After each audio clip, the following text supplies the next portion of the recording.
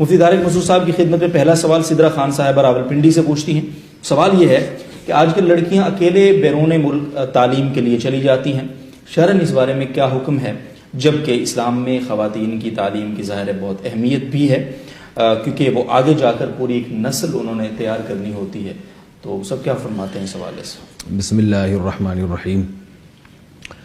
صحیح حدیث ہے، رسول اللہ صلی اللہ علیہ وسلم نے ارشاد فرمایا کہ کسی عورت کے لیے جو اللہ اور آخرت کے دن پر ایمان رکھتی ہو اس کے لیے جائز نہیں ہے کہ وہ 3 دن اور 3 راتوں کا سفر کرے مگر محرم کے ساتھ.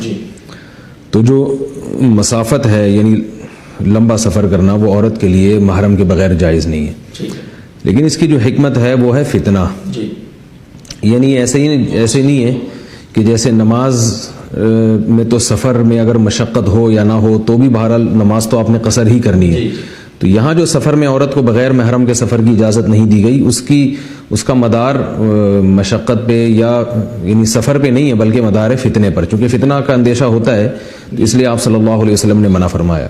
تو اگر کہیں واقعی شدید ضرورت بھی ہو اور فتنے کا 100% یقین ہو کہ نہیں ہوگا تو ایسی شدید مجبوری میں تو عورت کو گنجائش بعض علماء نے دی ہے اس زمانے میں، کیونکہ جہاز کا سفر ہوتا ہے اور آگے بھی ریسیو کرنے کے لیے ایئرپورٹ پہ بھی موجود ہوتے ہیں لوگ، تو وہ بھی ضرورت کے وقت، بلا ضرورت تو وہ بھی نہیں. تو ایسی شدید مجبوری میں تو گنجائش ہے جانے کی، لیکن جہاں سخت مجبوری نہیں ہے تو وہاں محرم کے بغیر سفر جائز نہیں ہوگا.